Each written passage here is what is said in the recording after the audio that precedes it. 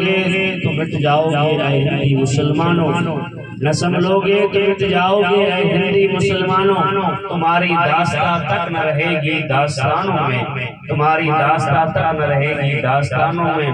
الحمدللہ ثم الحمدللہ۔ اسٹیج پر رونق افروز سادات کرام، سامنے بیٹھے ہوئے محترم و مکرم سامعین، عزت مآب خواتین اسلام، آج کی یہ پاکیزہ محفل، آج کا یہ مقدس جلسہ، آج کا یہ پروگرام عقد نکاح کے تعلق سے سجایا گیا ہے۔ اللہ کی بارگاہ عظمت میں دعا کرتے ہیں کہ اللہ تعالی ہمارے آنے کو، بیٹھنے کو، ذکر خیر کرنے کو اپنی بارگاہ میں شرف قبول عطا فرمائے۔ اسی ذکر خیر کو ہم سب کے لیے، حضور کی ساری امت کے لیے، دونوں جہاں کی نیک بختی، سعادت مندی، میدان محشر میں نجات کا ذریعہ اور سبب بنائے۔ آئیے کچھ دیر ہم مل کے حضور علیہ السلام کا ذکر خیر کرتے ہیں اور ہم مل کے اپنی خود کی اصلاح کرنے کی کوشش کرتے ہیں۔ اللہ کے رسول علیہ السلام نے ارشاد فرمایا النکاح من سنتی فمن رغب عن سنتی فلیس منی۔ حضور نے فرمایا کہ نکاح میرا طریقہ، نکاح کرنا میرا طریقہ ہے۔ حضور نے فرمایا کہ نکاح کرنا میرا طریقہ ہے، جس نے میرے طریقے سے روح گردانی کی، جس نے میرے طریقے سے منہ میڑا، وہ میرے سے نہیں ہے، اس کا اور میرا کوئی تعلق نہیں ہے۔ تو پتہ چلا اس حدیث پاک سے کہ نکاح جو ہم کرتے ہیں یہ ساری حضور کے مطابق اگر ہو، حضور کے طریقے کے مطابق ہو، تب جا کے یہ سنت بنتی ہے۔ اور سنت کے اندر اللہ تعالیٰ نے عظمت رکھی ہے، سنت کے اندر اللہ تعالیٰ نے برکتیں رکھی ہیں۔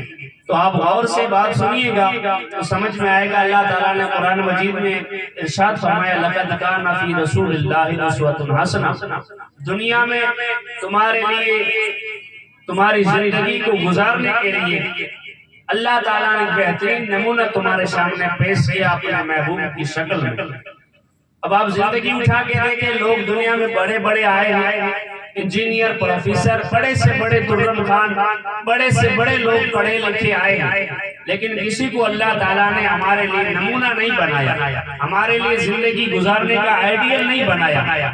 اللہ تعالیٰ نے اپنے حبیب کے اندر وہ خوبیاں جمع رکھی تھی، اپنے محبوب کو سجا دھجا کے تمام خوبیوں کا جامع بنا کے ہمیں حکم دیا کہ زندگی کے ہر موڑ پہ، زندگی کی صبح میں، زندگی کی شام میں، زندگی کے ہر مول میں، چاہے تم دکان پہ ہو، چاہے تم گھر پہ ہو، چاہے تم بازار میں ہو، تمہاری زندگی کا آئیڈیل، تمہاری زندگی کا نمونہ اگر کوئی ذات ہے تو حضور کی ذات ہے، اپنے نبی کی ذات ہے۔ تو تم چلو تو تمہارے طریقے چلنے کی ادا سے یہ سمجھ آنا چاہیے کہ حضور کا کلمہ پڑھنے والا جا رہا ہے۔ تمہاری زمینیں، تمہاری آنکھوں کے اندر حیا ہونی چاہیے، تم جب بیٹھو تو تمہارا طریقہ ایسا ہونا چاہیے کہ پتہ چلے کہ حضور کا کلمہ پڑھتا ہے۔ جب تم کھاؤ تو تمہارے کھانے کے طریقے کو دیکھ کے کوئی دیکھنے والا اندازہ لگائے کہ حضور کا کلمہ پڑھنا والا اور کھا رہا ہے، حضور کی شریعت کو ماننے والا کھانا کھا رہا ہے۔ تو پتہ چلا کہ حضور کی زندگی بچپن سے لے کے، جوانی سے لے کے، بڑھاپے سے لے کے، پوری زندگی کے ہر موڑ پہ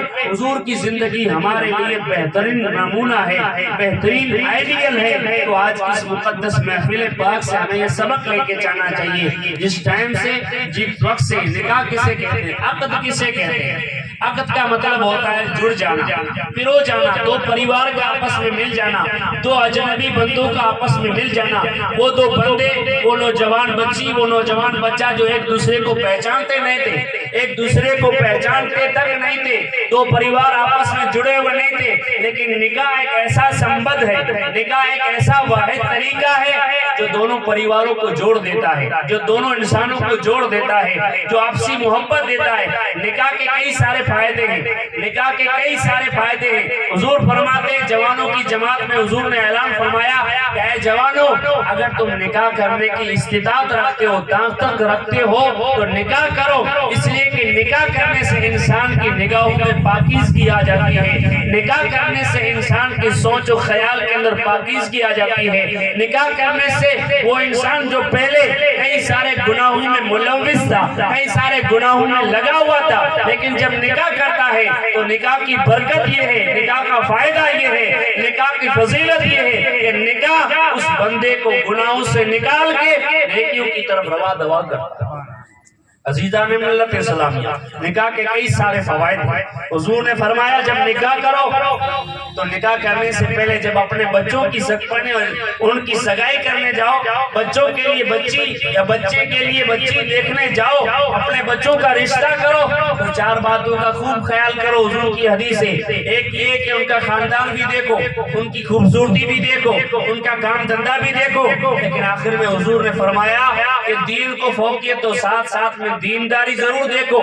جہاں بھی جاؤ یہ تین خوبیاں دیکھو، لیکن اس کے ساتھ دینداری کو بدرجہ عتم دیکھا کرو کہ دینداری ہے کہ نہیں، اس بچے میں دین ہے کہ نہیں، خدا کا خوف ہے کہ نہیں، اس بندے میں حضور کی شریعت کے پہلو نظر آتے ہیں کہ نہیں، یہ چیز دیکھو۔ تم کہیں جاؤ تمہیں خوبصورتی نہ ملے، تم کہیں جاؤ تمہیں مالدار گھرانہ نہ ملے، اونچے نسب والا خاندان نہ ملے، لیکن تمہیں کہیں کسی غریب کے گھر میں اگر غریب بچی دیندار مل جائے، یہ ساری چیزیں چھوڑ دو، دین کو فوقیت دو، دینداری کو۔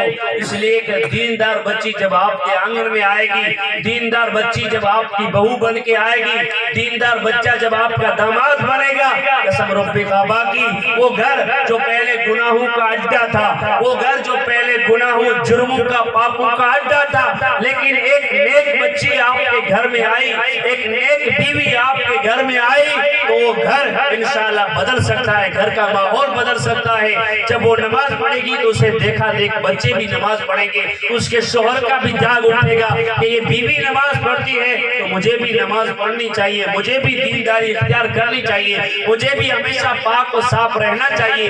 عزیزان ملت اسلامیہ، گناہوں کی لہر دوڑ اٹھی ہے، گناہوں کا سیلاب آ چکا ہے ہمارے معاشرے کے اندر، گناہوں کا سیلاب بن کے آیا ہے۔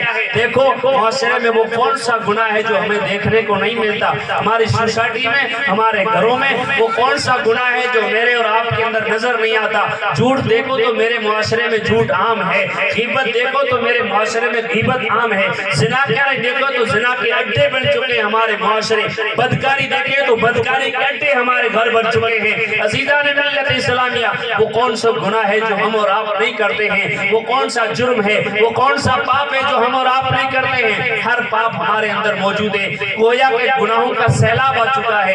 ہم یہ جانتے ہیں کہ جھوٹ ہے، گناہ ہے، ہم یہ جانتے ہیں کہ زنا کرنا گناہ ہے، ہم یہ جانتے ہیں بدکاری کرنا گناہ ہے، ہم یہ جانتے ہیں کہ سٹا کھیلنا گناہ ہے، ہم یہ جانتے ہیں تاش کے پتے کھیلنا گناہ ہے، یہ ساری چیز ہم جانتے ہیں کہ گناہ ہے، لیکن اس کا وبال کیا ہے اس سے ہم نہ واقف ہیں۔ جھوٹ بولنے کے پیچھے وبال کتنا ہے، غیبت کرنے کے پیچھے وبال کتنا ہے، زنا کرنے کے پیچھے وبال کتنا ہے۔ اس لیے آپ قرآن پاک اٹھا کے دیکھو، اللہ تعالیٰ نے زنا کے تعلق سے ارشاد فرمایا کہ زنا سے بچو مت، صرف زنا سے بچنے کا حکم نہیں دیا، بلکہ اللہ تعالیٰ نے قرآن میں یہاں تک بیان فرمایا کہ لا تقربوا الزنا، زنا والے کے قریب تک مت جاؤ۔ زنا کرنا تو بہت دور کی بات ہے کہ زنا والے کے قریب مت جاؤ، زنا کے قریب مت جاؤ، یہاں تک میرے اللہ نے فرمایا ہمیں۔ تو اندازہ لگائیں کتنا وبال ہوگا زنا کا، بدکاری کا کتنا وبال ہوگا جن نگاہوں سے ہم پاپ کرتے ہیں، اور امید کیا رکھتے ہیں کہ ہم قبر میں حضور کے جلوے نظر آئیں گے، امید یہ ہے کہ ہم آقا کا دیدار کریں گے، امید یہ لے کے بیٹھے کہ نگاہوں سے حضور کا حسن دیکھیں گے، میرے آقا کا جلوہ دیکھیں گے، میرے آقا کے چہرے کو دیکھیں گے، لیکن پتا ہے ان آنکھوں سے کیسے کیسے جرم ہم کرتے ہیں، ان آنکھوں سے کیسی کیسی بے حیائی دیتے ہیں، ان آنکھوں میں دیر رات تک میرے جوان فلمیں تکتے رہتے ہیں، ڈرامے تکتے رہتے ہیں، ننگی تصویریں دیکھتے رہتے ہیں، بھلا ان آنکھوں میں حضور کے جلوے کیسے دکھائے جا سکتے ہیں، ان آنکھوں میں حضور کا دیدار کیسا ہوگا؟ جن آنکھوں نے 25 50 65 سال کی عمر ہو چکی ہے، آج تک اس آنکھوں نے بھلائی کا کام نہیں کیا، ان آنکھوں نے گناہ کیا ہے، ان آنکھوں نے بدنگاہی کی ہے، بد کرداری کی ہے، ان آنکھوں نے غیر کی بچیوں کو تکا ہے، ان آنکھوں نے ہر جگہ گناہ کے مناظر دیکھے ہیں، جہاں دیکھا میرے دوستوں کیا ایک قوم ناچنے کے لیے پیدا کی گئی ہے؟ ذرا تصور کرو، کیا اسلام کو مذاق بنا کے ہم نے رکھا ہے؟ کیا اسلام کو ہم چوک چوراہے پہ مذاق بنا کے بیٹھے ہیں؟ میرے دوستوں، ہم ناچنے پھدکنے کے لیے پیدا نہیں کیے گئے ہیں، ہم ناچ کرنے کے لیے پیدا نہیں کیے گئے، نہ کہیے کی ہے۔ ہماری ماں اور بہنیں بھی کان کھول کے سن رہی ہے، سنیے گا بڑی ذمہ داری سے عرض کر رہا ہوں، ہم ناچ گانے کے لیے پیدا نہیں کیے گئے ہیں، ہم اللہ کو منانے کے لیے پیدا کیے گئے، ہم اللہ کی بندگی کے لیے پیدا کیے گئے ہیں، ہم عشق مصطفیٰ کرنے کے لیے پیدا کیے گئے ہیں، ہم اپنے ضمیر کو سنوارنے کے لیے، اپنی قبر کو آباد کرنے کے لیے پیدا کیے گئے۔ لیکن میرے دوستو، ہر آئے دن ایک ایک گناہ ہمارے گھروں میں جنم لے رہا ہے۔ میرے دوستو، اس کا ذمہ دار کون ہے؟ ہم اور آپ ذمہ دار۔ ہمیں سوچنا چاہیے کہ اونگ کے قدم رکھنا چاہیے کہ کہاں میرا قدم اٹھ رہا ہے، کہاں ہم جا رہے ہیں، کس جگہ پہ ہمیں کھڑا رہنا چاہیے۔ ہم کیا ہے؟ ہم اہل ایمان ہیں، ہم حضور کے ماننے والے ہیں، حضور کی امت کے ماننے والے ہیں۔ یہی وہ قوم ہے جس قوم کی جھولی میں میرے دوستو غریب نواز کی دعائیں ہیں، جس قوم کی جھولی میں صلاح الدین ایوب کی دعائیں ہیں، جس قوم کی جھولی میں میرے دوستو بغداد کے دولہ غوث پاک کی دعائیں ہیں، جس قوم کی جھولی میں شہنشاہ ولی کا فیضان ہے، جس قوم کی ولی میں جھولی میں علی میاں سرکار کی دعائیں موجود ہیں۔ میری قوم جب وہ راستہ چھوڑتی ہے، وہ قوم جب اپنا راستہ چھوڑتی ہے، وہ قوم جب ناچتی ہے، پھدکتی ہے، ناٹک کرتی ہے، مستیاں کرتی ہے، تو ایسے بزرگوں کے دل پہ چوٹ لگتی ہے کہ میری بارگاہ میں بھی حاضریاں دیتی ہے، مجھے بھی مانتی ہے، میرا بھی نام لیتی ہے، اور کام وہ کرتی ہے جو مجھے بالکل پسند نہیں ہے۔ عزیزان ملت اسلامیہ، ان سرکاروں کے فیضان سے محروم رہ جائیں گے۔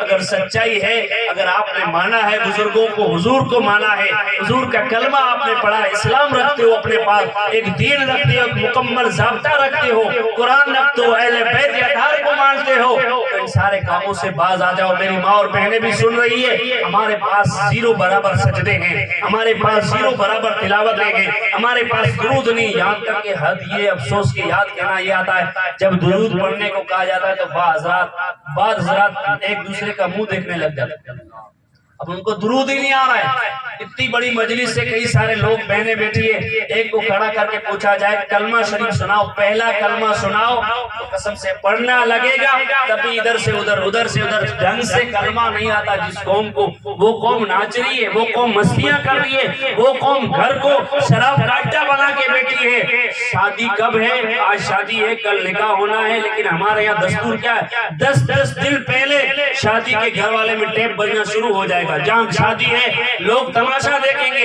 اب اس گھر میں روزانہ جوئے کی پارٹی ہو رہی ہے، اس گھر میں روزانہ تاش بازی کی جا رہی ہے، اس گھر میں روزانہ گانے سنے جا رہے ہیں، موسیقی سنی جا رہی ہے۔ عزیزان ملت اسلامیہ، کیا مرنا نہیں ہمیں؟ خدا کی بارگاہ میں منہ نہیں دکھانا ہے؟ کس منہ سے تم یہ کام کر رہے ہو؟ کن نگاہوں سے یہ کام کر رہے ہو؟ عزیزان ملت اسلامیہ، کان کھول کے سنیے گا، دل سے بات عرض کر رہا ہوں، ایک درد دل ہے جو آپ کی جھولیوں میں چھوڑ رہا ہوں، اس لیے یہ بات رکھنا بہت ضروری ہے۔ بات منوانا مقصد میرا نہیں، میں آپ کی جھولیوں میں ایک بات رکھ رہا ہوں کہ اپنے گھروں کو جہنم کا اڈا نہ بناؤ، اپنے اولاد کو، اپنے چاہنے والے کو گناہوں کی دعوت مت دو، 10 دن پہلے شادی کے لیے ٹیپ مت بجاؤ، بس ایک رات حضور کی میلاد کی، نکاح ہوا، انشاءاللہ ایسی بھی شادی ہوتی ہے جس میں نکاح ہوتا ہے، میلاد ہوتی ہے، بس یہی سارا ولیمہ ہوتا ہے اور نکاح ہو جاتی، کیا وہاں شادی پوری نہیں ہوتی؟ ہمارے یہاں میرے دوستو یہ رچنا ہے، سسٹم چلی ہے، رواج چلا ہے۔ صرف یہاں کی بات نہیں، پوری مسلم سوسائٹی کی بات کر رہا ہوں، پورے گاؤں کی بات کر رہا ہوں۔ جگہ جگہ یہ منظر، جگہ جگہ یہ برائی جنم لیتی جا رہی ہے، تو ہمیں سوچنا ہوگا یہ کون بند کرے گا برائیاں؟ ہم ہی تو کریں گے، اپنے گھر سے شروع کریں کہ انشاءاللہ نہ ٹیپ بجائیں گے، نہ جوئے کی پارٹیاں رکھیں گے۔ یہ کیسی شادی ہے کہ جس گھر میں شادی ہے اس گھر کو جہنم کا اڈا بنا کے پھر شادی کو پورا کیا جائے، اس گھر کو گناہوں کا اڈا بنا کے پھر شادی کو پورا کیا جائے۔ اب شادی پوری ہوئی، شادی کے چند لمحے ہیں، چلے جائیں گے، ختم ہو جائیں گے، بچیاں اپنے گھر میں چلی جائے گی، بچوں کی شادی ہو جائے گی، لیکن ایک رات میں، ایک گھنٹے میں آپ نے گناہ کمایا اور کیا کیا؟ اب یہ گناہ ساری زندگی آپ کو بھگتنا ہوگا۔ اس گناہ کی سزا، جن ہاتھوں سے آپ نے تاش کے پتے کھیلے ہیں، جن ہاتھوں سے آپ نے شراب کی بوتلیں پکڑی ہیں، جن ہاتھوں سے آپ نے گناہ کے منظر قائم کیے ہیں، جن ہاتھوں سے، جس زبانوں سے، جس دماغ سے آپ نے یہ سارے پروگرام کیے ہیں، اس کا جواب دینا ہوگا میرے دوستو، جواب خدا کو دینا ہوگا، اللہ کی بارگاہ میں جواب دینا ہوگا۔ 10 دن جس آنگن میں میرے دوستوں کبیرہ گناہ ہوتا جائے گا وہ آنگن خوشیوں سے کیسے پلکے گا؟ اور لوگ اعتراض کرتے ہیں، لوگ یہ کہتے ہیں، شکایت کرتے ہیں کہ میرے بچی اور بچے کا کل رشتہ ہوا، کل شادی ہوئی اور آج طلاق ہو گئی، آج انبن ہو گئی، آج جھگڑا ہو گیا۔ میرے دوستوں بچوں کی بنیاد یہی تو ہے، ہمارے بچوں کی بنیاد ہے۔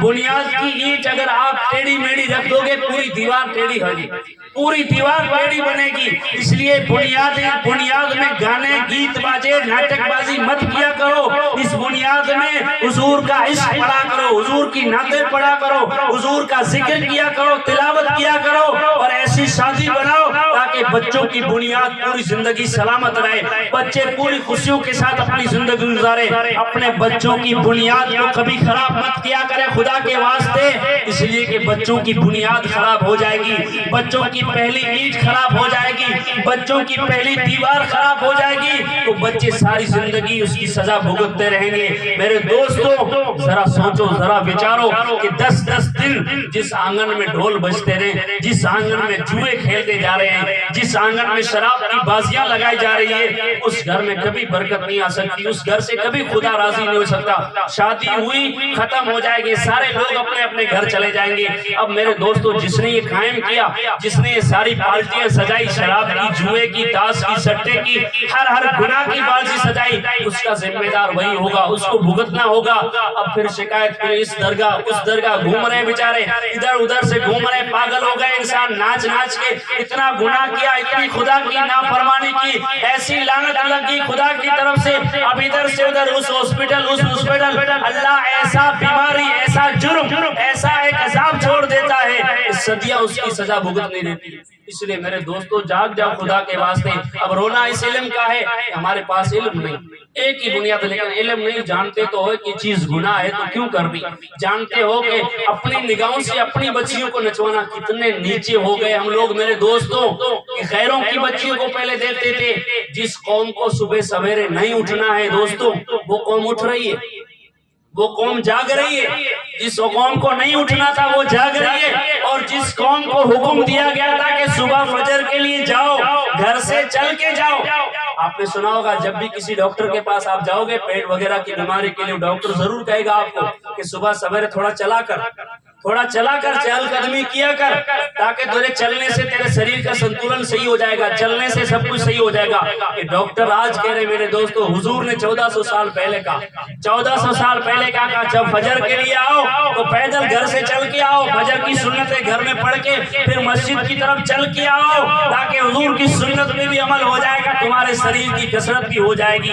جس قوم کو نہیں جاگنا تھا وہ صبح اٹھ رہی ہے، وہ قوم صبح اٹھ کے کثرت کر رہی ہے، روڑوں پہ ٹہل رہی ہے، اپنے مندروں میں جا رہی ہے۔ اور جس قوم کے لیے مزدہ تھا، جس قوم کو اٹھنا تھا صبح، وہ 10 بجے اٹھ رہی ہے، وہ قوم 9 بجے اٹھ رہی ہے۔ سورج آ گیا سوا نیزے پہ، سورج اتنا بلندی پہ آ گیا، کاروبار دھندے کا ٹائم ہو گیا، اور یہ قوم خراٹے لے رہی ہے۔ میرے دوستو ان ماں باپ سے بھی پوچھا جائے گا جن کے بچے جوان ہیں، بالغ ہیں، نماز ہے ان کے اوپر فرض، ان کو حکم نہیں دیتے تو کل میدان محشر میں یہی اولاد آپ کا گلا پکڑے گی کہ زندگی میں کبھی میں نے اپنے بچوں کو نماز نہیں سکھائی، حکم نہیں دیا، ناچنے کا حکم دیا کہ فلاں کی شورات ہے وہاں جاؤ، اگر نہیں جاؤ گے تو وہ ناراض ہو جائیں گے، لیکن یہ نہیں کہا کہ مسجد میں نہیں جاؤ گے تو خدا ناراض ہو جائے گا۔ خدا ناراض ہو، خدا کے واسطے اپنی عقلیں کھولو، اپنے دماغ کو سوچ کو زور دو کو سوچو تنہائی کے اندر کہ ہمارے پاس ایک سجدہ نہیں ہے یار، ہمارے پاس تلاوت نہیں، ہمیں قرآن پڑھنا تک نہیں آتا، ہمیں کلمہ ڈھنگ سے نہیں آتا، ہمیں درود نہیں آتا، ہمیں کچھ دین کی بات نہیں آتی، اور اوپر سے نیکی نہیں ہے، گناہ کرتے جا رہے ہیں۔ اور کبیرہ گناہ، بڑے سے بڑا جو گناہ نہیں ہوتا وہ ہمارے گھر ہوتا ہے، وہ میرے اور آپ کے گھر ہوتا ہے میرے دوستوں۔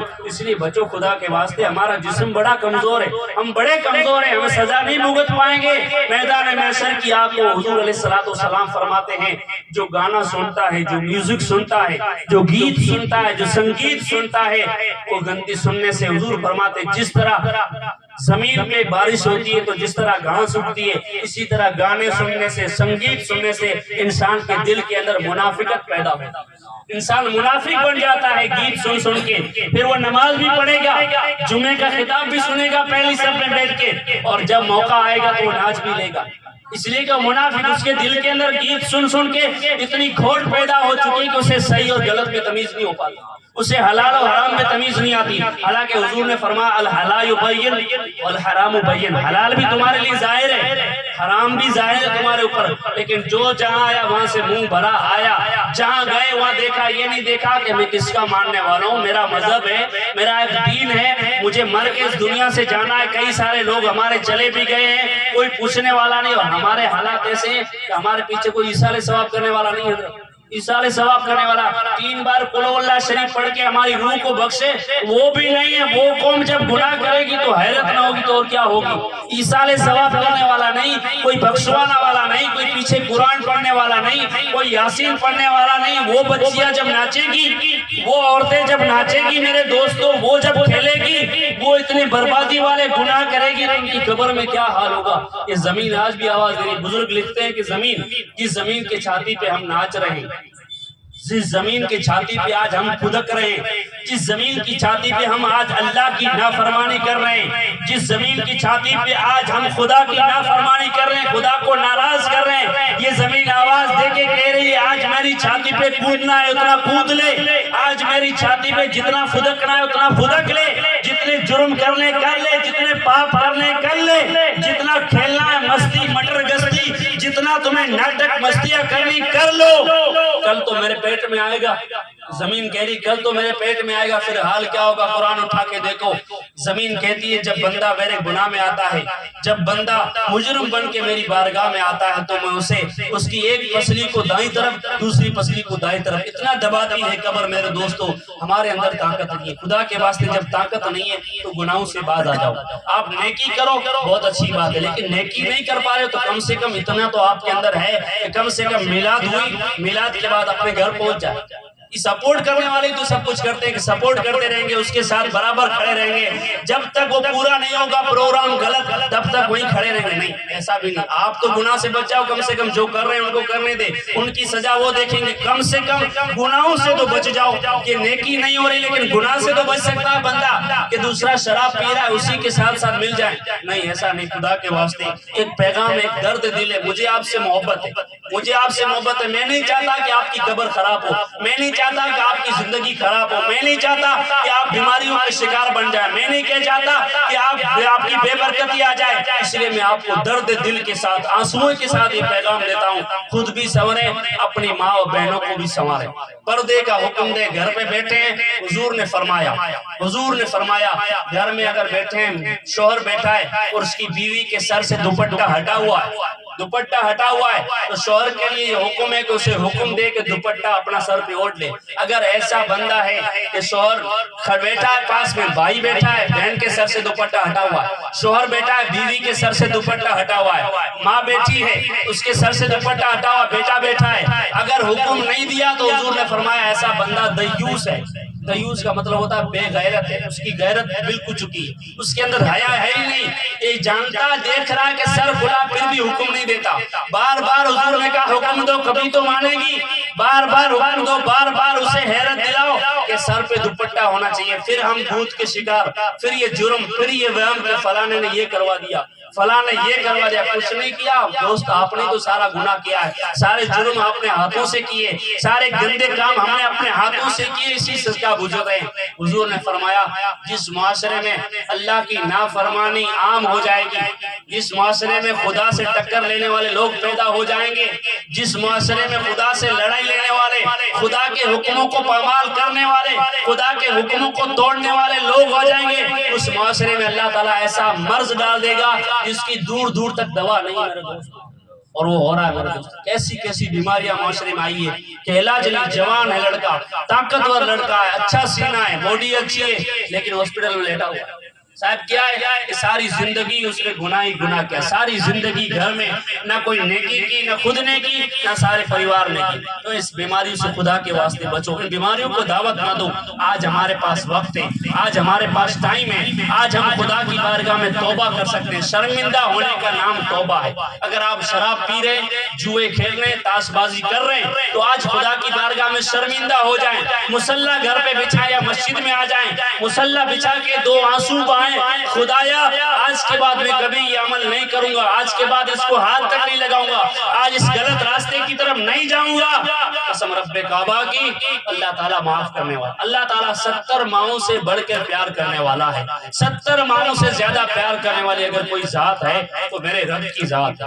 معاف کرنے، آج بھی معافی کا دروازہ کھلا ہے، آج بھی بخشش کا دروازہ کھلا ہے، لیکن ہم خواب خرگوش میں سو رہے ہیں۔ عزیزان ملت اسلامیہ، خواب سے اٹھیے، غفلت سے اٹھیے، گناہوں کی زندگی سے نکلیے، گناہوں کے دلدل سے نکلیے۔ کب تک آپ بہانہ کرتے رہیں گے؟ کب تک میری ماں اور بہنیں بہانہ کرتی رہے گی کہ مجھے نماز نہیں آتی ہے، مجھے شرم آتی ہے مسجد میں آنے میں؟ یار ایسے ایسے لوگ مسجد میں آ رہے ہیں الحمدللہ جو عید تک پڑھتے تھے، تو آپ کیوں نہیں آ سکتے؟ آ سکتے۔ رمضان کا مہینہ آ رہا ہے الحمدللہ، برکتوں والا مہینہ آ رہا ہے، رحمتوں والا مہینہ آ رہا ہے، تو ہمارے سارے نوجوان کو دعوت ہے کہ آپ رمضان سے پہلے اپنے کاروبار کو تھوڑا تھوڑا کر کے سمیٹے، اور رمضان کا مہینہ جیسے شروع ہو اور نیت کر لیں کہ ساری تراویح الحمدللہ میں نیت کرتا ہوں کہ 330 تراویح میں جماعت اولیٰ کے ساتھ میں مسجد میں ادا کرنے کی نیت کرتا ہوں۔ نیت کریں سارے روزے میں انشاءاللہ، اگر کوئی ایسی بیماری لائق نہیں ہوئی، کوئی ایسا حکم شرعی لائق نہیں تو سارے روزہ رکھنے کا میں ارادہ کرتا ہوں، میری ماں اور بہنیں وہ بھی کہ میں بھی ارادہ کرتا ہوں، کوئی بہانہ نہیں ہے میرے دوستو، سارے بھوکے رہ سکتے، 2-2 بجے تک بھوکے رہ سکتے ہیں۔ تو رمضان کے مہینے میں تو برکتیں لوٹتی ہیں، اگر آپ نفل پڑھو گے تو آپ کو فرض کا ثواب ملے گا، اگر فرض پڑھو گے تو 70 گنا فرض کا ثواب ملے گا، تلاوت کرو گے تو ڈبل ثواب ملے گا، مسجد میں اعتکاف کی نیت سے بیٹھے رہو گے، درود پڑھتے رہو گے، ثواب ہی ثواب ہے۔ بخشش کا مہینہ ہے، گناہوں سے توبہ کرنے کا مہینہ ہے، اپنے رب کو منانے کا مہینہ ہے۔ میرے ماں اور بہنوں سے کہوں گا، بار بار بھی یہ بات کہتا ہوں کہ اپنے گھروں کا ایک کمرہ ایسا بنائے۔ ماں بہن بیٹیوں سے کہوں گا کہ انہیں مسجد میں آنے کی اجازت نہیں ہے، تو ان کے لیے حکم ہے کہ اپنے گھر میں بھی مسجد بنا سکتی، کس طور سے کہ اپنے گھر کا ایک کمرہ، ایک حجرہ ایسا بنائے جس میں وہ عبادت ہی کرے، جس میں وہ نماز پڑھے۔ ایک بہن پڑھ لی تو دوسری بہن مصلی بچائے، دوسری نے پڑھ لی تو تیسرا مصلی بچائے۔ 300 تراویح اپنے گھر میں آپ پڑھ سکتی ہو۔ آپ جب ناچنا جان سکتی ہو، کودکنا جانتی ہو، سارے رسم ادا کرنا جانتی ہو، تراویح نہیں پڑھ سکتے؟ پڑھ سکتے، 20 رکعتیں ہیں، 20 رکعت تراویح آپ پڑھ سکتی ہیں۔ نیت کرنی ہے، اگر آپ کو قل اللہ شریف آ رہی ہے تو 20 رکعت میں قل اللہ ہی پڑھیں، تراویح ہو جائے گی۔ یہ بہانہ مت بنا کہ تراویح کی صورتیں نہیں آتی، نہیں، 20 رکعت پڑھنی ہے، الحمدللہ کے بعد قل اللہ پڑھو، 20 رکعت میں ہو جائے گی۔ اتحیات درود ابراہیم پڑھ کے مکمل کرو، 20 رکعت ہو جائے گی۔ نماز پڑھو، گھروں میں نماز پیدا کرو، خود جب پڑھو گی تو چھوٹے چھوٹے بچے آپ کو دیکھ کے نمازی بنیں گے۔ جب میرے دوستو ہم خود ہی نمازی نہیں ہیں تو ہمارے بچے جوکر اور نوکر نہ بنے تو کیا ہے؟ جوکر ہی بنیں گے میرے دوستو۔ ہم خود نمازی بنیں، ہم خود گھر میں اہتمام کریں، ایک روم بنائیں، کمرہ بنائیں کہ سارا مہینہ اس میں الحمدللہ میں عبادت کروں گی، سارا مہینہ میں اس میں تلاوت۔ جو بچیاں قرآن پڑھی ہوئی وہ ایک مہینے میں کم سے کم پورا قرآن پورا کریں، اپنے مرحومین کو بخشیں، اپنے اہل و عیال دنیا سے چلے گئے ان کو بخشش کریں، تاکہ ان کا کم سے کم اتنا تو حق ہے کہ ان کی بخشش کروا سکے، ان کے لیے ایثار ثواب کر سکے۔ تو اپنے گھر کا ایک کونا ضرور بنائیں، مسجد بنائیں، اس میں عبادت کریں، تسبیح فاطمہ پڑھیں۔ حضور نے فرمایا جس نے تسبیح فاطمہ کی پابندی کی اس کے گھر میں کبھی رزق میں بے برکتی نہیں آئے گی۔ نمازوں کی پابندی کرو، اپنے پیشانیوں کو خدا کی بارگاہ میں سجدہ کرنا سکھاؤ، صرف ڈرامے، صرف جرم، صرف ناٹک تک نہ رہے۔ خدا کے واسطے اللہ نے عقل دیے، ہر انسان عقل سے فیصلہ کرے، ہر انسان عقل سے فیصلہ کرے کہ مجھے کیا کرنا چاہیے اور میں کیا کر رہا ہوں، مجھے کیا کرنا چاہیے، میں کیا کر رہا ہوں، میں کس راستے پہ چلا ہوں، مجھے کس راستے کی دعوت دی گئی ہے۔ اہدنا الصراط المستقیم، وہ راستہ جو اولیاء کا راستہ، وہ راستہ جو صلح کا راستہ ہے، سیدھا راستہ ہے، اس پہ آ جائے۔ وہ راستہ مسجد کا راستہ ہے۔ میرے دوستو عالی شان مسجد بنی ہوئی الحمدللہ، کسی چیز کی کمی نہیں، سہولت پہ سہولت مل رہی ہے، روزانہ مسجد کی سہولت بڑھتی جا رہی ہے، لیکن ہم ہیں چوک چوراہے پہ بیٹھنے سے ٹائم ہی نہیں ہے، فرصت ہی نہیں ہے، ماوا گھسنے سے، چائے کھانے سے فرصت نہیں، ٹائم پاس، بازار بھرے ہوئے ہیں، مسجد ویران ہے، بازار بھرے ہوئے، کھچا کھچ بھرے ہوئے، دنیا کی باتوں سے لت پت ہے، پورا بازار گرم ہے۔ دیکھو عشاء کے بعد پورے بازار میں اہل ایمان بیٹھے، کون کہے گا یہ اہل ایمان ہے؟ عشاء پڑھیے،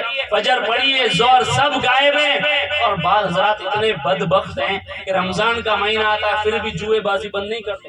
رمضان کے مہینے میں وہ لوگ جو باہر دیشوں میں ہوتے ہیں وہ بھی اپنے گھر میں عبادت کرنے کے لیے آتے ہیں، باہر گاؤں میں رہتے ہیں جو کام کر رہے ہیں وہ بھی آتے ہیں کام کاج چھوڑ کے اپنی دکان کا شٹر بند کر کے کہ رمضان کا مہینہ ہے، رمضان میں تو مومنوں کا مہینہ ہے، رمضان تو اہل اسلام اللہ کی طرف سے مہمان بن کے آ رہا ہے، اس میں بھی گناہ نہیں چھوڑتے۔ گھر میں صبح ہوئی اور وہ ٹیپ کا بٹن چالو کر دیا، اب یہ برکتیں لوٹ رہا ہے، تو گانوں سے برکتیں گھر میں کیسی آئے گی؟ پھر شکایت، تعویذ، دھاگے، نیمبو، یہ مرچیاں پڑھاتے رہو، برکت آئے گی کہاں سے؟ گھر میں گانے بجانے بند نہیں کریں گے۔ گھر میں 5 بیٹے 5 بے نمازی، 5 بیٹیاں 5 بے نمازی، آپ نے نہیں سنا حضور غوث پاک کی بارگاہ کے مرید آیا تھا، غوث پاک کی بارگاہ میں وڈے پیر جس کو ہم کہتے ہیں بغداد والے، غوث پاک جس کی 11ویں بناتے ہیں گھر گھر میں الحمدللہ، اس غوث پاک کی بارگاہ میں ایک مرید آیا اور شکایت پیش کی کہ غوث پاک کرم فرما دے، گھر میں بڑا کماتا ہوں، بڑا دھندا کرتا ہوں لیکن برکت نہیں ہوتی، بڑا کاروبار کرتا ہوں، بڑی محنت کرتا ہوں، برکت کا نام ہی نہیں ہے،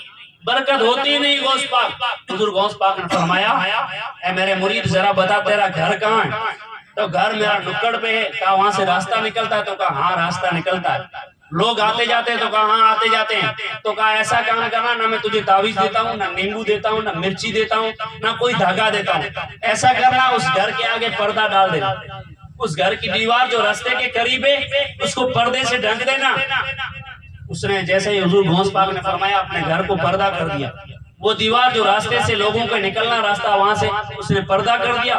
اب 2-4 دن ہوئے، مہینہ گزرا، واپس حضور غوث پاک کی بارگاہ میں تحفہ لے کے آیا، خوشی سے مچلتا ہوا آیا، خوشی سے چہرہ بھرا ہوا حضور غوث پاک کی بارگاہ میں آیا، دست بوسی کی، سلام پیش کیا، کہا الحمدللہ حضور غوث پاک آپ نے تو کرم کر دیا، آپ نے تو نگاہ کرم ڈال دی مجھ پر، میرا تو بیڑا پار ہو گیا، پہلے 1 روپیہ نہیں بچتا تھا، پہلے بے برکتی تھی، بہت کماتا تھا، لیکن جب سے آپ نے یہ عمل بتایا اور میں نے کیا الحمدللہ میرے گھروں میں برکت ہی برکت ہے، میرے گھر میں برکت ہی برکت ہے۔ پتا چلا غوث پاک نے تعویذ دیا، نہ دم کیا، نہ کوئی نیمبو پڑھ کے دیا، نہ مرچی پڑھ کے دیا، صرف اتنا کہا کہ گھر میں پردہ کر، اس لیے کہ وہاں سے بے نمازی گزرتے ہیں اور بے نمازیوں کی نگاہوں میں اتنی نوست ہے کہ خدا اس گھر میں کبھی برکت نہیں دیتا۔ اب آپ اندازہ لگائیں کس سائٹ پہ ہم کھڑے ہیں کہ ہمارے گھر میں 5 بندے ہیں، کچھ گھر ایسے ہیں جو پورا گھر بے نمازی، تو اب کتنا ڈنڈورا آپ پورا قرآن گلے میں باندھ کے گھومو تب بھی وہ برکت نہیں آئے گی، وہ برکت نہیں آئے گی جو خدا نے آپ کے گھر سے اٹھا رکھی ہے۔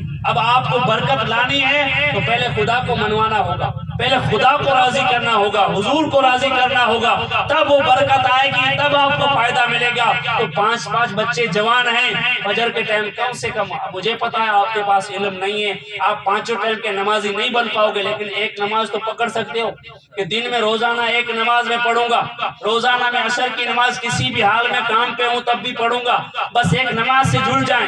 ایک نماز، بزرگ کہتے ہیں نماز قبول کیسے ہوتی اس کا پتہ کیسے لگائیں؟ تو بزرگوں نے فرمایا جب آپ فجر پڑھنے لگو، آپ کو ظہر مل جائے تو پتہ لگاؤ کہ آپ کی فجر قبول ہو گئی، ظہر پڑھ رہے ہو عصر آپ کو مل رہی ہے تو سمجھ جاؤ ظہر آپ کی ٹھکانے لگ گئی ہے۔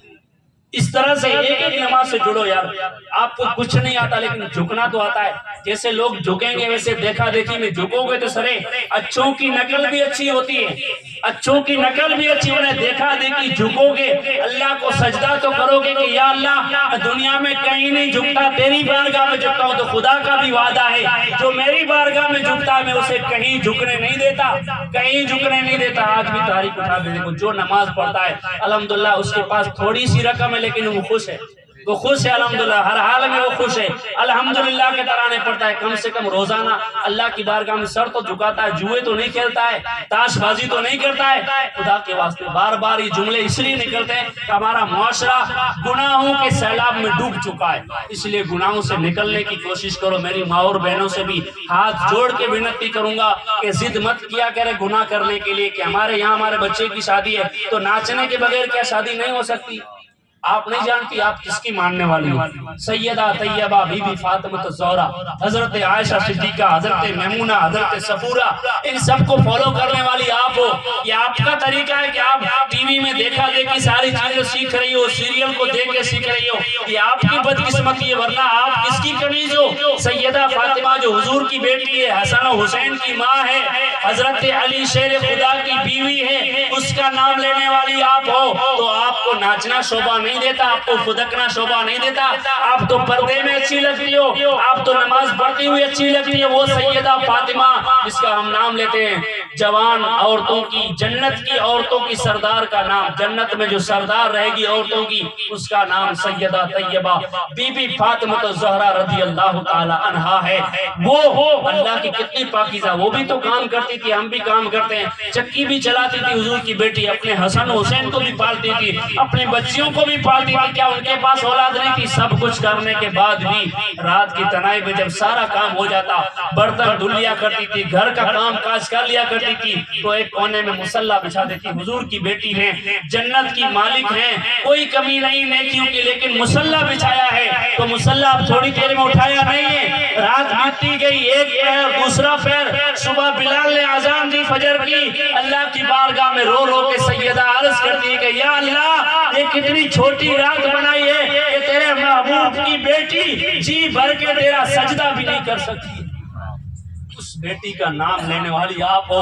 آپ کے میرے دوستوں ناچنا اچھی نہیں لگتا، آپ تو نمازی بن جاؤ۔ آپ بازاروں کی زینت اچھی نہیں لگتی ہو، آپ تو گھر کی زینت اچھی لگتی ہے، گھر میں رہو، اپنے شوہر کا کہا مانو۔ آپ اس لیے کہ اللہ تعالیٰ نے قرآن پاک میں ارشاد فرمایا ہن لباس لکم وانتم لباس لہن۔ اللہ نے فرمایا کہ شوہر عورت کے لیے لباس ہے، عورت شوہر کے لیے لباس ہے، یعنی عورت چاہے خوشی ہو چاہے غمی، جب عورت مرد کے پاس پیسے تھے تو بہت ساتھ دیا، لیکن جیسے ہی مرد بیمار ہوا تو اس کا ساتھ چھوڑ دیا۔ ایسی بیوی نے، بیوی کی تعریف یہی ہے، بیوی کا مطلب یہی ہے کہ ہر دکھ سکھ میں اپنے پتی پرمیشور کا ساتھ دینا، یہ بیوی کی اہم ذمہ داری ہے۔ اللہ نے فرمایا اگر خدا کے سوا میں کسی کو سجدہ کرنے کا حکم ہوتا تو میں بیویوں کو حکم دیتا کہ اپنے شوہروں کو سجدہ کریں۔ یہ حقوق ہے میرے دوستوں، اجازت لی یا نہ لی، چلی گئی شوہر کام پہ، جہاں من چاہا وہاں چلی گئی، نہیں، اللہ کی لعنت اور فٹکار برستی ہے۔ آپ زینت کریں، آپ سجے دھجیں تو صرف اپنے پتی کے لیے، اپنے شوہر کے لیے، اور کسی کے لیے سج دھج کے جانا یہ گناہ کو دعوت دینا ہے، یہ خدا کے عذاب کو دعوت دینا ہے۔ اس لیے ہمارا دین نے ہمیں سکھایا ہے کہ اپنے شوہر کو خوش رکھو، چاہے کتنا تھکا ماندہ ہو کے گھر میں آئے، آپ کے چہرے کو دیکھیں تو وہ خوش ہو جائے، اس وقت اللہ کا عرش بھی خوش ہو جاتا ہے۔ اس لیے کہ میرے دوستوں یہ رشتہ میاں بیوی کا سب سے پہلا رشتہ، میاں بیوی کا رشتہ سب سے پہلا رشتہ۔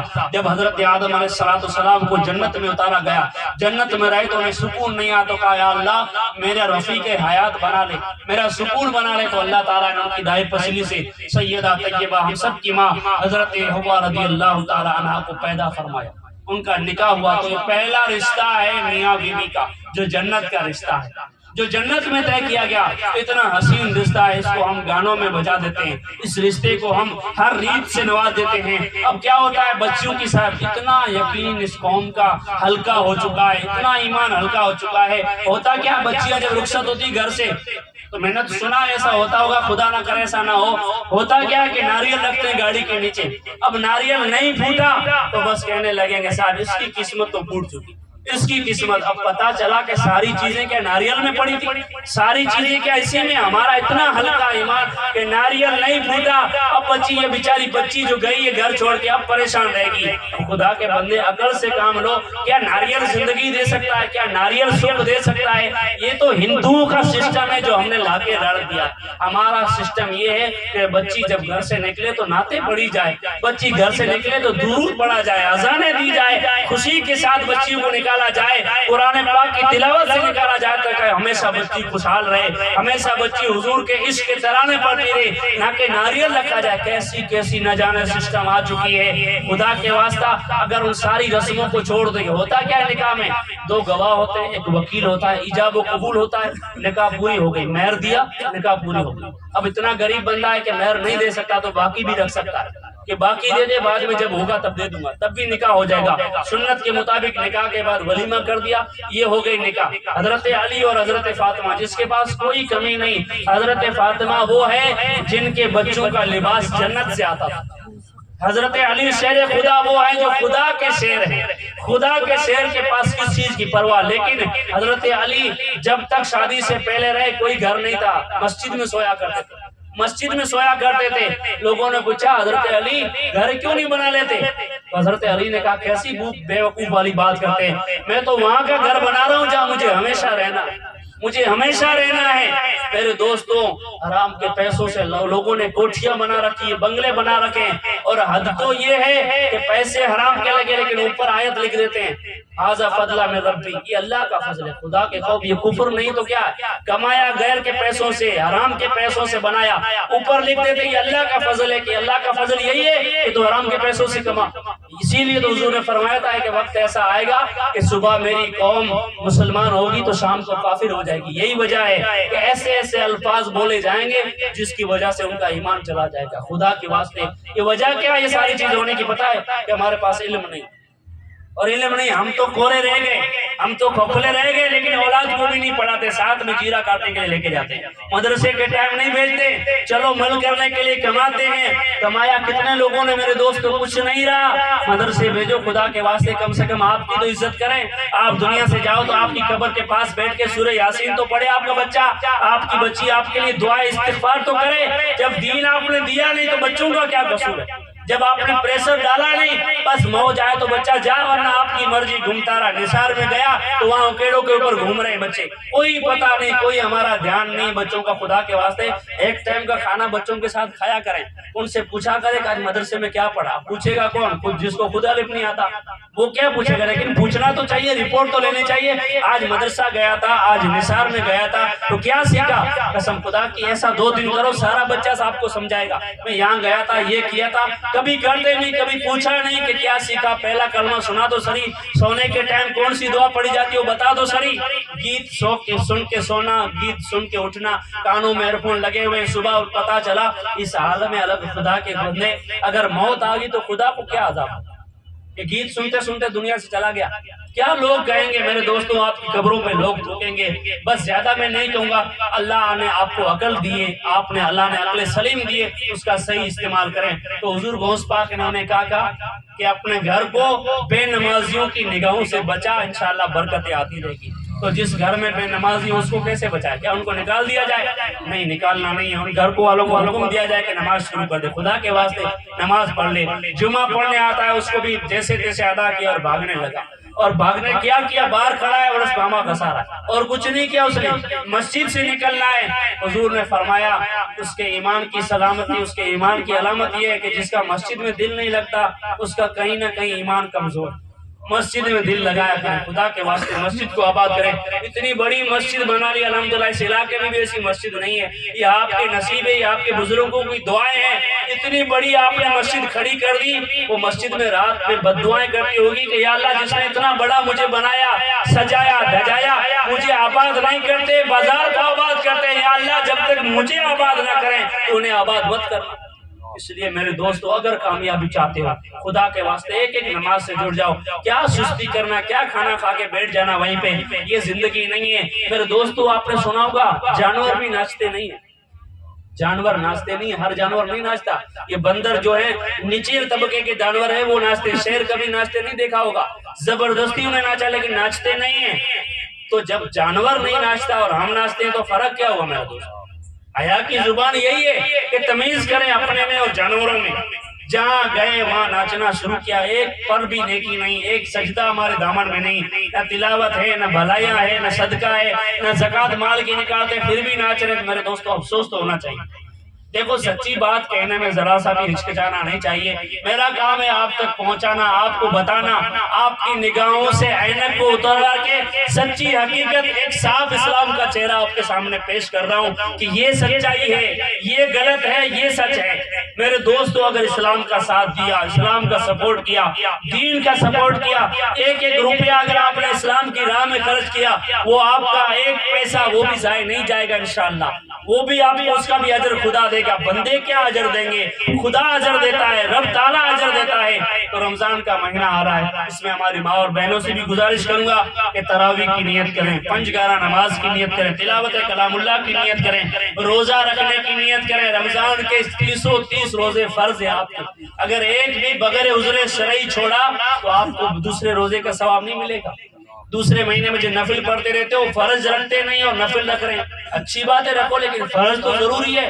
اچھی بات ہے آپ نفل بھی رکھو، یہ سونے پہ سہاگا ہے، لیکن فرض چھوڑے جا رہے ہو، دن دہاڑے جہاں آئے وہاں کھاتے جا رہے ہیں۔ نہیں، آپ اہل اسلام پورا گاؤں الحمدللہ اہل ایمان والا تو ہونا تو یہ چاہیے کہ رمضان میں الگ شان ہونی چاہیے، ہماری جگہ جگہ افطاری ہونی چاہیے، جگہ جگہ سحری کے پروگرام ہونے چاہیے، ہمارے محلے ہمارے گھر سج جانے چاہیے۔ رمضان سے پہلے جنت کو بھی سجایا جاتا ہے دوستو، جنت کو بھی سجایا جاتا ہے کہ رمضان کا مہینہ آ رہا ہے، جنت کو سنوارا جاتا ہے۔ تو اپنے اپنے گھروں کی صفائی کریں، اپنے گھروں میں جو جاندار کی تصویریں لگی ہوئی، آدمی کی، پیر صاحب کی فوٹو لگی ہوئی ہے، ان کو خدا کے واسطے گھر میں رکھ دو الماری میں، اس لیے کہ جہاں پہ جاندار کی تصویر لگی ہوگی وہاں رحمت کے فرشتے نہیں آئیں گے، اس لیے ان تصویروں کو گھر میں رکھیں۔ جب من چاہے اپنے پیر صاحب کا چہرہ دیکھنے کا تو اس کو کھول کے دیکھ سکتے ہو، آپ فیض لے سکتے ہو، لیکن سامنے لٹکا کے مت رکھیں خدا کے واسطے۔ یہ وہ سچائیاں ہیں جو ہم اور آپ جانتے ہیں، ہمارے پاس یہ ساری چیزیں بیت رہی ہے، ہم کر رہے ہیں، تو ہمیں چاہیے ایسی مجلسیں اس لیے سجتی ہے، یہ میلاد، یہ جلسے، ناٹک اور رسم کو ادا کرنے کے لیے نہیں، یہ جلسے اس لیے سجتے ہیں تاکہ ہم اپنی روح کا علاج کریں، اپنے اندر کا علاج کریں، اپنے من کو صاف کریں، اپنے تن کو ہر صاف کر رہا ہے، اپنے لباس کو ہر ایک بندہ صاف کر رہا ہے، اپنے اندر جھانکیں کہ کتنے حسد کے کیڑے ہیں، بغض، عداوت، پڑوسیوں کا بغض، آس پاس والوں کا بغض ہم نے پال کے رکھا ہے۔ ان ساری چیزوں کو نکالیں، بھائی بھائی بن کے رہیں، ایک دوسرے غریبوں کا سپورٹ کریں، غریبوں کا ساتھ دیں، غریبوں کی دعا بڑی کام آتی ہے۔ آخری میں حضور کا ایک صحابی کا واقعہ پیش کروں۔ اللہ کے رسول علیہ السلام کا ایک صحابی، غریب صحابی، بڑا غریب سالی، نہ شکل و صورت کا اچھا، ہر اعتبار سے صحابی تو شان والا ہے، لیکن غریب تھا، کوئی پوچھنے والا نہیں۔ حضور نے بلایا اپنے پاس، کہا ہے میرے صحابی، تیری دل کی حسرت کیا ہے، تیرے دل کی حسرت کیا ہے؟ تو وہ صحابی غریب تھا بیچارہ، رونے لگا کہ یا رسول اللہ، غریبوں کی حسرت، غریبوں کی دنیا میں کبھی صبح ہوتی ہے تو کبھی شام نہیں ہوتی، کبھی شام ہوتی تو کبھی صبح نہیں ہوتی، کوئی پوچھنے والا، ایسی حسرتیں ہیں اگر ایک ایک بیان کروں تو ہر حسرت پہ دم نکل جائے، اتنی حسرتیں یا رسول اللہ۔ لیکن حضور نے فرمایا کوئی تو حسرت بتا، تو اس نے فرمایا کہ یا رسول اللہ، جب سے پیدا ہوا ہوں تب سے غریبی میں پلا، تب سے غریبی دیکھی ہے میں نے یا رسول اللہ، میری زندگی میں کبھی میں نے میٹھا نہیں چکھا۔ اللہ اکبر۔ ہمیں ہر جگہ نماز نہ پڑھے تو ناشتہ حاضر ہے، زہر نہ پڑھی پھر بھی کھانا حاضر ہے، چوکے حاضر ہیں آپ کے لیے، ہر جگہ اچھے کھانے حاضر ہیں، لیکن نماز کی توفیق نہیں۔ وہ صحابی جو فاقے پہ فاقہ ہے، اپنے بچوں کو اسلام پہ لگا دیا، اپنی باری آئی تو خود اسلام کے لیے ہو گئے روانہ، لیکن ہمیں ان کے پاس کھانے تک نہیں۔ حضور نے فرمایا، صحابی نے کہا یا رسول اللہ، آج تک میٹھا نہیں کھایا، پہلی حسرت یہ ہے کہ مجھے تھوڑا میٹھا مل جائے، دوسری حسرت یہ ہے کہ مجھے ایک نیک بیوی مل جائے، یا رسول اللہ جب سارے مدینے والے سو جائے تو میں اور میری بیوی مصلی بچھا کے تجھے منانے میں لگ جائے، ایسی مجھے بیوی مل جائے۔ یہ دو حضرتیں ہیں۔ حضور نے اپنے صحابیوں کو بلایا، عمر کو بلایا، عثمان کو بلایا، مولا علی مشکل کشا کو بلایا، سارے صحابوں کو بلا کے کہا ایک بندہ جائے اور جو غریب صحابی تھا اسے پوچھا تیرے رشتے میں کوئی بچی ہے تیرے نکاح کے لائق؟ تو اس نے کہا یا رسول اللہ ہاں میرے چچا کی بیٹی ہے، لیکن غریب ہوں اس وجہ سے میری طرف کوئی دیکھتا نہیں ہے، غریب ہوں اس لیے میری طرف کوئی توجہ نہیں ہے، بیٹی ہے اور نکاح کے لائق ہے لیکن کوئی توجہ نہیں یا رسول، اس لیے کہ میں غریب ہوں اور غریبوں کا کوئی حال نہیں ہے۔ بندہ رات میں غریب ہے تو لوگ اسے سلام نہیں کرتے، اور صبح اس کے پاس جیسے پیسے آئے، نئی گاڑی خریدی، دور دور سے سلام ٹھوکتے ہوئے گھومتے ہیں۔ پیسے ہیں، سارا کام پیسوں پہ مت تولو میرے دوستو، ہر انسان کو پیسوں سے مت تولو، انسان کا دل دیکھا کرو کہ دل کیسا ہے، اس کا کردار کیسا ہے۔ وہ غریب ہے تو اس کو ساتھ ہم نہیں دیں گے تو کیا غیر لوگ ساتھ دیں گے اس کا؟ تو حضور نے کیا فرمایا کہ صحابہ اس صحابی سے فرمایا کہ تیرے پہچان میں کوئی ایسا رشتہ ہے؟ تو اس نے کہا میرے چچا کی بیٹی، لیکن غریب ہوں میری طرف توجہ نہیں۔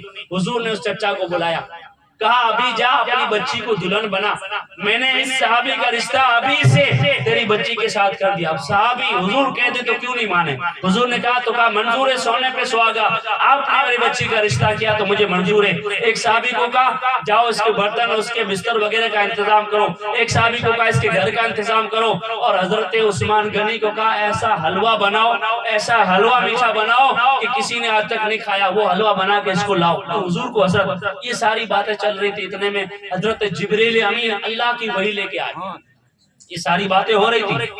وہی لے کے نازل ہوئے اور فرمایا یا رسول اللہ جس کی شادی کی بات آپ کر رہے ہو، جس صحابی کی شادی کی بات آپ کر رہے ہیں، اس کی زندگی کل دن میں ظہر نماز تک ہے۔ اللہ کا یہ حکم ہے کہ جس کی شادی کی آپ بات کر رہے ہو، جس کو میٹھا کھلانے کی جس کی مدد آپ کر رہے ہو، اس کی زندگی کل دن میں ظہر نماز تک ہے۔ کون کہہ رہا ہے؟ جبریل امین، جو ہر نبی کا صحابی ہے، اللہ کا پیغام لانے والا ہے۔ جبریل امین کی سچی بات ہے، حضور کو بتایا، حضور کو یقین ہو گیا۔ حضور نے کہا اس کی حسرت تو پوری کر دوں، پھر جو اللہ کا منظر ہے، جو اللہ کی تقدیر وہ ہوتی ہوگی۔ تو حضور نے تمام صحابی کو بلایا، مسجد نبی میں نکاح ہوا۔ اب نکاح کیسے ہوتی ہے سنو، نکاح ہوئی، مجلس میں لایا، گواہوں کو بٹھایا گیا، خطبہ پڑھا گیا نکاح کا، کلمہ شریف پڑھائے گئے، ایجاب و قبول ہوا اور مختصر سے ٹائم میں کھجور تقسیم کر دیا۔ ہم کیا کرتے ہیں؟ ہم جانتے ہیں نکاح ہوتا ہے تو ہم کیا کرتے ہیں؟ آگ اچھالتے ہیں، پسٹول پھینکتے ہیں کہ ہمیں خوشی ملی اس لیے ہم آگ پھینک رہے ہیں۔ اور صحابہ کا طریقہ کیا تھا کہ جب نکاح ہو جاتی تو میٹھی چیز پھینکتے تھے، میٹھی چیز لوگوں کو کھلاتے تھے، کھجور چھوارے، اور ہم پسٹول پھینک کے یہ اظہار کرتے کہ ہم بھی ایمان والے ہیں، ہم نے بھی کلمہ پڑھا۔ اس طرح بھی نکاح ہوتا ہے۔ میرے دوستوں حیرت ہوتی ہے کہ خوشی کا موقع ہے، خوشی ہونی چاہیے تو میٹھا دینا چاہیے، یہاں ہم آگ لگا رہے ہیں۔ تو اس چیز کو سدھارنے خدا کے واسطے تو نکاح ہوا، خطبہ ہوا، ولیمہ ہوا۔ اس کے بعد حضور نے صحابی کو کہا تیرا گھر خالی ہے، اس کو دیتا ہے۔ اس نے کہا قربان حضور آپ کے قدموں پہ میرا گھر دے دیا۔ حضور نے صحابوں کو کہا اس کا سامان اس کی بیوی کو اس کے گھر پہ پہنچا دیا جائے۔ اور حضرت عثمان غنی سے کہا وہ خوبصورت میٹھا حلوہ ہے وہ آپ کے گھر میں اس کے گھر میں سارا سامان اس کی بیوی وہ دونوں گھر میں پہنچ جاتے ہیں۔ اب خوشی کے ساتھ نماز ادا کی۔ نماز ادا کرنے کے بعد ایک صحابی کو حضور نے کہا کہ آج تو چلا جا، ظہر سے لے کے عصر تک اس کے گھر کے آس پاس گھومنا، اندر سے رونے کی آواز آئے تو مجھے فوراً اطلاع دینا، ظہر سے لے کے عصر تک وہاں چکر لگانا۔ وہ صحابی حضور کا حکم مان کے وہاں چکر لگا رہا تھا۔ جس گھر میں وہ غریب صحابی گیا اپنی بیوی کو اپنے سامان کو لے کے، اب عشاء کا ٹائم ہوا، عشاء پڑھ کے میاں بیوی نے دسترخوان لگایا۔ اب وہ غریب بندہ جس نے زمانے سے آج میٹھا چکھا ہے، میٹھا دیکھا ابھی چکھا نہیں، دیکھا ہے کہ میٹھا کھانے کو مل رہا ہے، جیسی دسترخوان کے دونوں میاں بیوی بیٹھے، دسترخوان کے اندر جو کھانا تھا اس کو کھولا، میٹھے کو سامنے رکھا، میٹھے کو اٹھا کے ہاتھ میں رکھا، منہ کے قریب کیا، اتنے میں باہر سے ایک آواز آئی، باہر سے ایک غریب پکارنے لگا دل سے کہ ہے کوئی مجھے میری بھوک کو مٹانے والا، ٹائم ہو گیا مجھے کھانا نہیں ملا ہے، کوئی ہے اللہ کے نام پہ مجھے کھلانے والا۔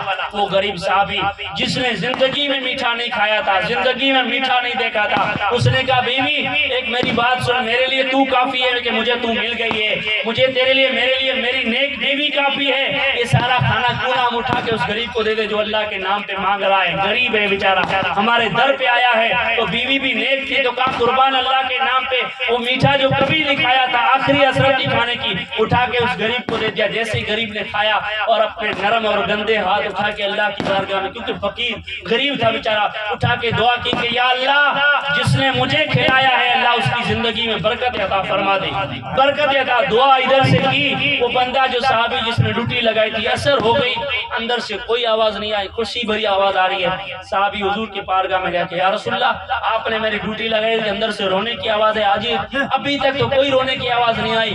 حضور نے مصلی بچھایا، اللہ کی بارگاہ میں عرض کرنے کے یا اللہ یہ کیا منظر ہے، کل آپ نے جبریل امین کو بھیج کے یہ مژدہ سنایا کہ یہ بندہ کل ظہر تک ہی رہے گا، لیکن عصر ہو گئی ہے، ابھی تک اس کی زندگی باقی کیسی مجھے سمجھ میں نہیں آیا۔ تو حضور نے فرمایا، اللہ نے فرمایا اے میرے محبوب جو کل جبریل نے کہا تھا بالکل سچ تھا، اس کی تقدیر میں موت لکھ چکی تھی، لیکن اس نے اللہ کی راہ میں ایک غریب کی آواز کو سنا اور اس غریب کے دل کو جیت لیا۔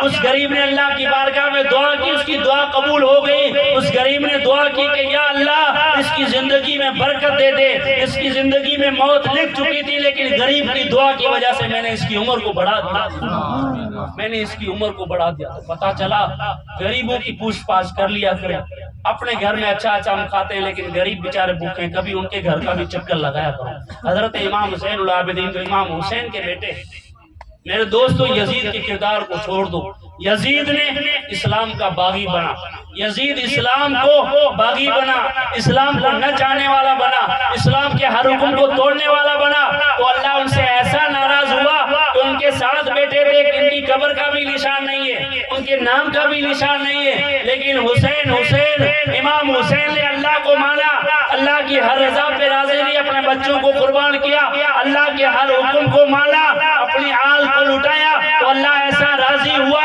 آج گھر گھر پہ امام حسین کا بیٹا تمہیں نظر آ رہا ہے۔ خدا کو مانو گے، خدا کی مانو گے، حضور کو مانو گے، حضور کی مانو گے، تو اللہ ایسی برکت دے گا کہ زمانہ مٹانا چاہے گا برکت تو تب بھی برکت ختم نہیں ہوگی۔ اس لیے خدا کے واسطے ایک پلیٹ فارم پہ آ جائے، غریبوں کا ساتھ دے، نکاحوں کو آسان کرے، شادیوں کو سستا کریں، تاکہ ہر غریب باپ اپنی بچیوں کے ہاتھ پیلے کر سکے، ہر غریب باپ، اور جو غریب ہے ان کا سپورٹ کر کے، جو بچیاں نکاح کے، حضور نے کیا فرمایا، ہمارے علماء فرماتے ہیں 3 چیزوں میں کبھی دیر نہیں کرنی چاہیے۔ ایک یہ کہ نماز کا وقت ہو جائے تو نماز پڑھنے میں دیر مت کرو، جنازہ حاضر ہے تو کسی کا انتظار مت کرو، پڑھ لو نماز جنازہ، اس لیے کہ اگر وہ اچھا ہے تو اس کو اچھائی کا پھل مل جائے، اگر برا ہے تو اس کو سزا مل جائے۔ تیسری بات یہ کہ گھر میں اگر بیٹی نوجوان ہے، شادی کے قابل ہے تو دیر مت کرو، اگر دیر کرو گے گناہوں میں پھنسے گی، گناہوں میں بیٹا آپ کا پھنسے گا، اس کے ذمہ دار آپ ہو گئے کہ آپ نے نکاح کیوں نہیں کی۔ اور نکاح اس لیے نہیں کرتے کہ لوگ غربت کا مذاق اڑاتے ہیں، غریبوں کے یہاں کیسی شادی ہوتی ہے۔ تو میرے دوستوں، نکاحوں کو سستا کریں، نکاحوں کو آسان کریں، شادی کو آسان کریں۔ ضروری تھوڑی کہ پھول کا نکالیں گے تبھی شادی ہوگی، ضرور تھوڑی کہ ناچیں گے نہیں تو شادی تو ہو سکتی ہے۔ کئی سارے بزرگوں نے، حضرت علی نے بھی شادی تو کی ہے، اور ان کے پاس میں بیٹے کیسے دنیا کو ملے۔ حضرت علی کی شادی ہوئی، شوہر تقسیم نکاح ہوا، کچھ ہی پل میں شادی ہو گئی۔ ہمارے یہاں تو 10 دن چلاتا رہتا ہے۔ وہ شادی ہوئی، اس شادی کے بعد جب امام علی اور حضرت فاطمہ ایک بستر پہ پہنچے تو دنیا کو امام حسن اور حسین جیسے بیٹے ملے۔ آج بھی اگر ماں پابند بن جائے، باپ نمازی بن جائے، عاشق رسول بن جائے، درود والا بن جائے، تو ہمارے بیٹے پھٹی پینٹ والے نہیں بنیں گے میرے دوستوں انشاءاللہ۔ وہ غوث پاک نہیں تو غوث پاک کے غلام بنیں گے، وہ امام حسین نہیں تو امام حسین کے غلام ضرور بنیں گے۔ لیکن ماں باپ کا کردار بدلے گا تب اولاد بدلے گی۔ ماں باپ جب مسجد میں بیٹوں کو لائیں گے تب وہ آئیں گے۔ میری ماں اور بہنوں سے کہوں گا، اس پروگرام کے بعد دوسرا پروگرام مت کیجیے گا۔ شریعت کا حکم ہے، حضور کا حکم آپ کو سنا کے جا رہا ہوں کہ جلسہ آپ کے گھر ہو گیا، آپ کی نکاح کا پروگرام کامیاب ہو گیا، آپ نے اپنے جلسے میں حضور کی میلاد سجا کے مدینے والے کو دعوت دے دی کہ یا رسول اللہ میرے گھر میں میری بچیوں کی شادی ہے، آپ تشریف لے کے آ جائیں، اگر نہ آئے تو وہاں سے نظر کر دے۔ اور ہمارا ایمان و عقیدہ ہے کہ جہاں پہ ذکر رسول ہوتا ہے، ذکر خدا ہوتا ہے، وہاں حضور حاضر ہوتے ہیں، وہاں حضور حاضر ہوتے ہیں۔ جب حضور نے ہمیں دیکھ لیا تو پھر حضور یہ بھی دیکھ رہے ہیں کہ اس کے بعد کون کون حاضر ہے، دوسرے پروگرام میں کون کون حاضر ہے۔ میرے آقا سب دیکھتے ہیں اور دیکھتے ہیں۔ میدان محشر میں اگر شفاعت چاہیے، ان کا ہاتھ کی شفاعت چاہیے، ان کی جھنڈے کے نیچے کھڑا ہونا چاہتے ہو، وہ منظر بڑا اونچا ہے میرے دوستوں، وہ منظر بڑا دکھ ہے میرے دوستوں، اس منظر سے بچے ہیں۔ تو اللہ تعالیٰ ہم سب کو توفیق دے کہ اللہ تعالیٰ ہمارے حاضری کو قبول عطا فرمائے۔ جن بچوں کی شادی ہو رہی ہے، اللہ تعالیٰ انہیں نکاح کی برکتوں سے مالا مال عطا فرمائے۔ اللہ نماز، تلاوت، درود والی زندگی انہیں نصیب عطا فرمائے، ان کی عمر میں، صحت میں بے پناہ برکت عطا فرمائے۔ اللہ تعالیٰ زندگی میں ایک بار ان بچوں اور ان کے ماں باپ کو میٹھے مدینے کی حاضری نصیب عطا فرمائے۔ جتنے حاضرین ہیں اللہ تعالیٰ تمام کی جائز مرادوں کو پوری عطا فرمائے۔ کہنے بیان کرنے میں غلطیاں خامیاں ہوئی، اللہ کی بارگاہ میں توبہ کرتا ہوں، استغفر اللہ یا ربی من کل ذنب واتوب الیہ۔ میرے ساتھ مل کے پڑھے، اشہد ان لا الہ الا اللہ واشہد ان سیدنا مولانا محمد عبدہ ورسولہ وما علینا الا البلاغ، وآخر دعوانا الحمد للہ رب العالمین۔